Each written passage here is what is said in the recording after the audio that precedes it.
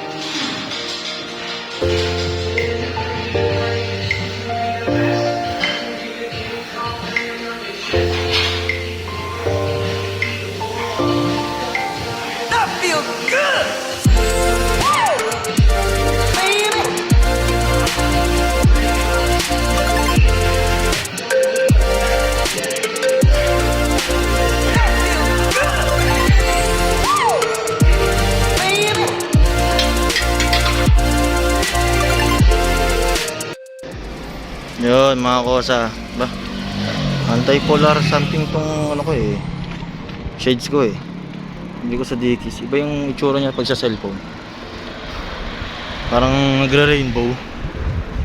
Pero okay na rin, kasi at least hindi ako napupuwing habang nagbabike. Bababa ako mga kosa, agwa pa ba. Ayun, sabi ko hindi ako pupunta dito sa Access Road, pero napadaan pa rin ako para magpagpag ng pagod, saka ng amoy ng bakal, abrid din ng fresh air.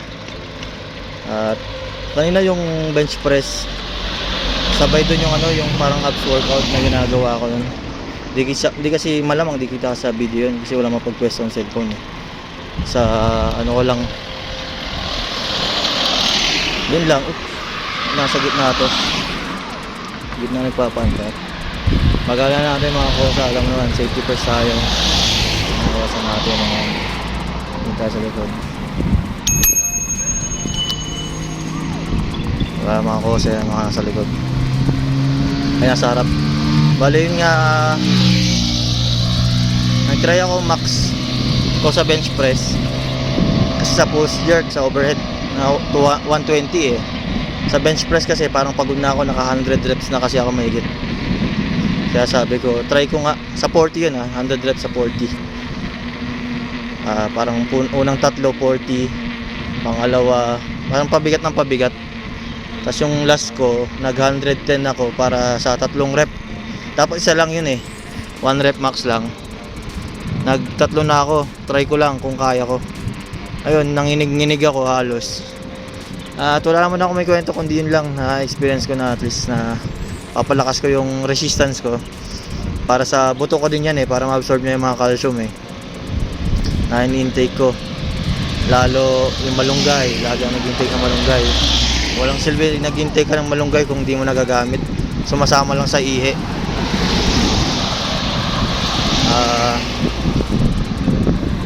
Ano ba? Yun lang naman, maganda naman yung araw ngayon. Pero hindi ako nag-bike kasi ang schedule ko lang ngayon is maglaro sa gym. Maganda yung araw, mainit-init na eh. Mahangin-hangin na mainit-init. At hindi pa ako nag-edit kaya hindi ko alam kung kailangan ko mag-headset para sa hangin-hangin na to. Kasi ganun dito eh, yung pag mahangin, di ba? Yung di ba? Ganun lang naririnig. Tingnan natin sa mga susunod. At ano pa ba? Nakakiliti sa mata yung ano, yung hangin. Pumapasok sa shades. Wala naman ako masabing iba. Yung braso ko pagod.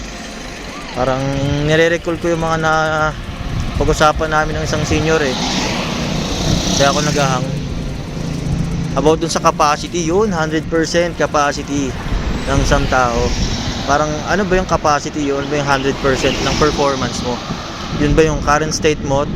Paano mo masabi kung babalik, kunyari na injured ka, tapos kunyari nagbubuhat ka ng 10 kilograms na bigas, tapos na-injured ka, yung hindi ka na makakabuhat, sabi malulungkot ka, pero ginawa mo ng paraan, nag-exercise ka. Ngayon 10 kilograms mo na capacity, yung 100% mo, nagawa mo ng paraan na mag 12 kilograms yung kaya mong buhatin. So ano ba yung 100% mo talaga? So parang ang nangyari lang, nililimit ng tao yung kaya niyang gawin up to 100%, na which is dapat hindi nga nililimit ng tao yung capacity niya sa capability niya to improve.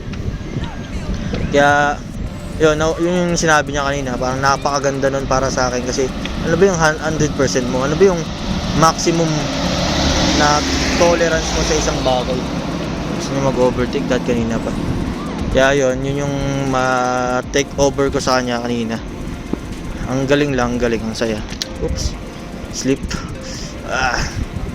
Mga tropa yan.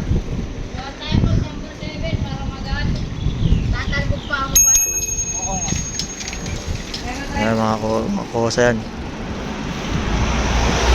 Diba? Wala na akong masabi. Idol ko talaga si Cassie Neistat. Kung bagay sa akin to, gagawin ko pag vlog ako naka-shades na. Pag vlog ako sa town, kitang kita pa ng cellphone yung gamit ko, no? Mangala yung braso ko. Left hand yung pang, mas magaling ako sa left hand na pang balance kaysa sa right hand. Tas mas okay sa akin na may hawak yung right hand ko. Parang nasanay ako sa pagbabike na ganun, left hand yung panghawak sa balance.